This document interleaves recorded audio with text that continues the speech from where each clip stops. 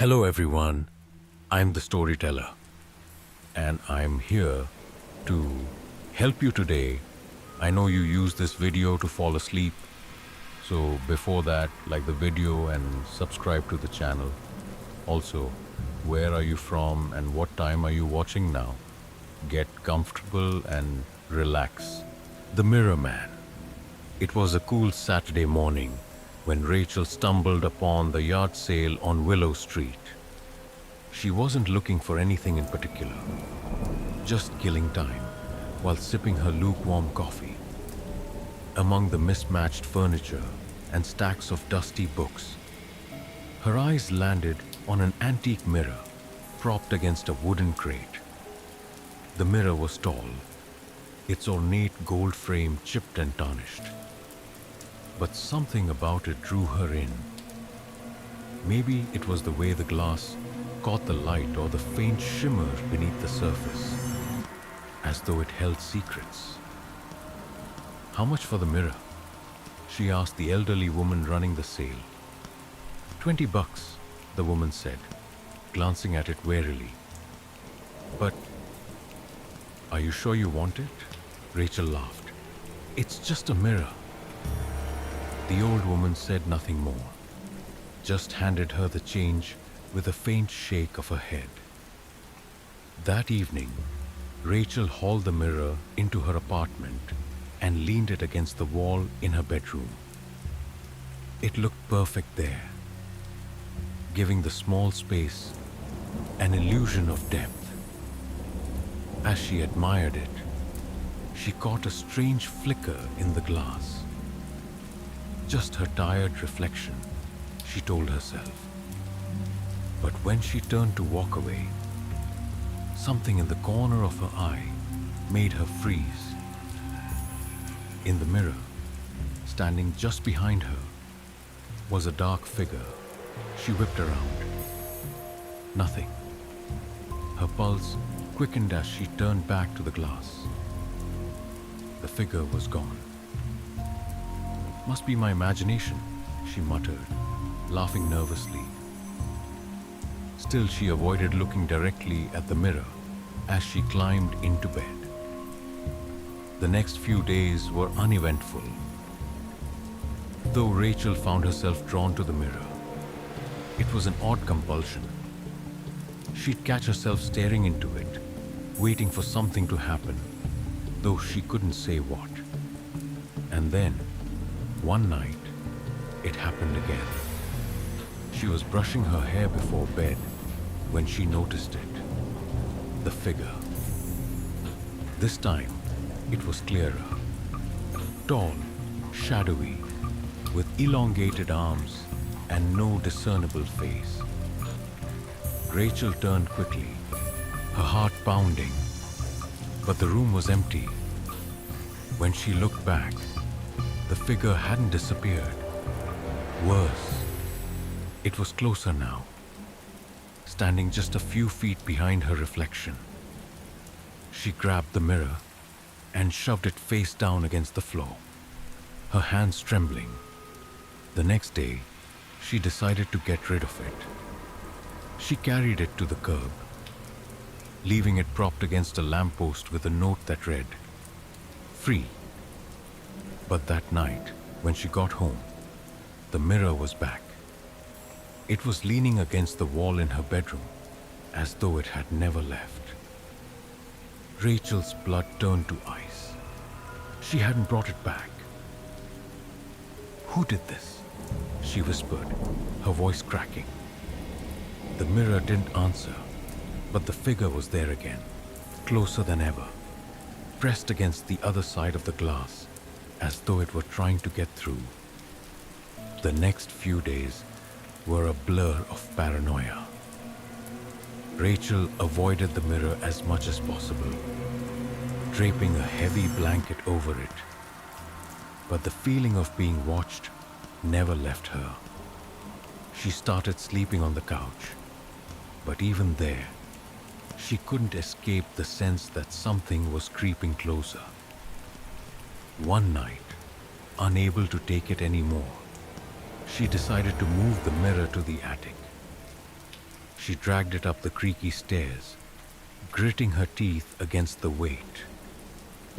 As she set it against the wall, the blanket slipped off. The figure was right there, pressed against the glass so tightly that she could see the outline of its clawed hands.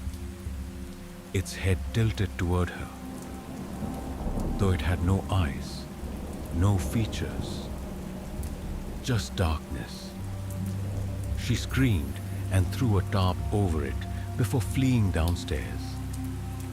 Rachel began researching the mirror, desperate for answers. She scoured forums, paranormal blogs, anything that might explain what was happening. Finally, she stumbled upon a story about a 19th century craftsman who had supposedly trapped the soul of a murderer in a mirror. The mirror was said to curse whoever owned it, drawing the figure closer until it broke free. "Destroy it," one commenter had written. "But be careful. If you break the glass, it might release whatever's inside." Rachel shuddered, her stomach knotting. She decided to take the mirror far away and bury it.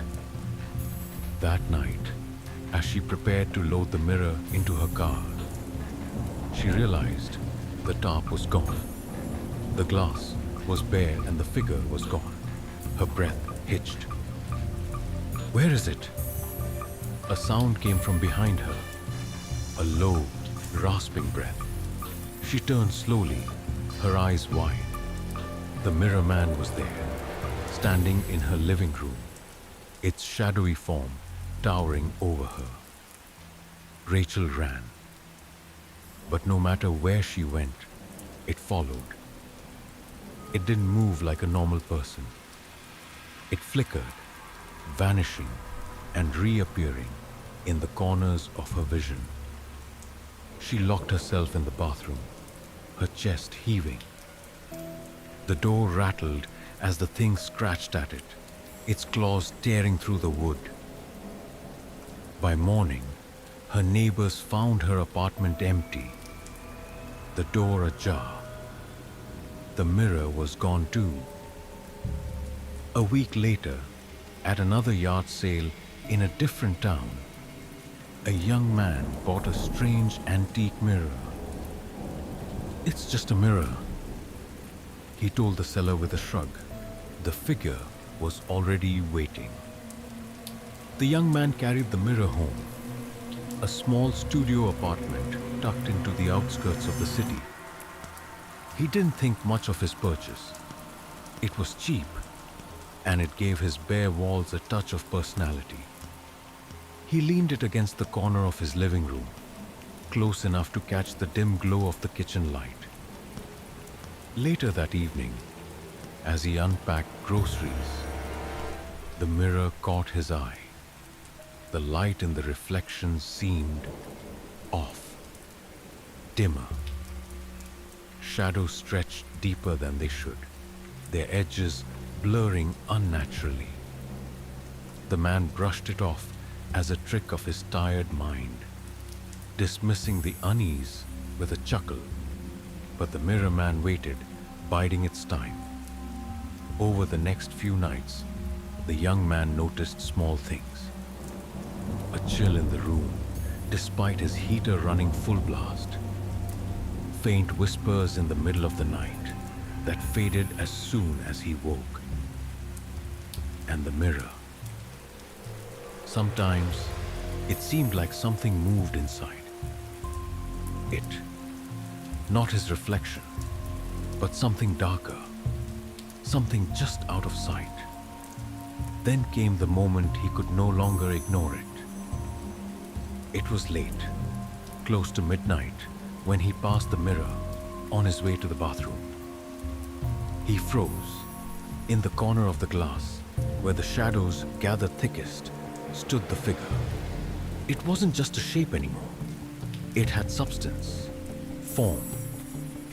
It leaned forward slightly, its long arms pressing against the glass, as though testing its limits.